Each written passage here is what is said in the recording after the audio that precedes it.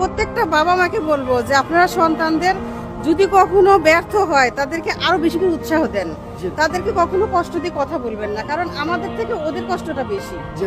কারণ ওদেরকে উৎসাহ দিলে ইনশাল্লাহ আমরা পাশে থাকলে ওরা সবকিছু জয় করতে পারবে, এটা আমি বিশ্বাস করি। সফলতার গল্পের পিছনে সবচেয়ে বেশি বড় কারিগর এবং সবচেয়ে বেশি অবদান এই মাদের, এবং এটা আমি স্পেশালি আমার মার ক্ষেত্রেও আমি সেম কথা বলি।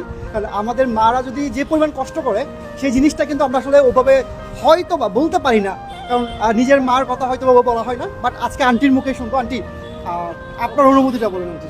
আমার অনুভূতি বলার মতো না, অ্যাকচুয়ালি আমার মেয়েটা সেকেন্ড টাইমার। আচ্ছা। আর আমার মেয়েটা, আমি শুধু আমার মেয়ের জন্য সব বাচ্চাদেরকে বলবো তোমরা হতাশ হবে না, যে একবার পাও নাই তোমরা চেষ্টা করে যাবা, আমরা তোমাদের সাথে আছি। মানে প্রত্যেকটা বাবা মাকে বলবো যে আপনারা সন্তানদের যদি কখনো ব্যর্থ হয় তাদেরকে আরো বেশি করে উৎসাহ দেন। জি। তাদেরকে কখনো কষ্ট দিয়ে কথা বলবেন না, কারণ আমাদের থেকে ওদের কষ্টটা বেশি। জি।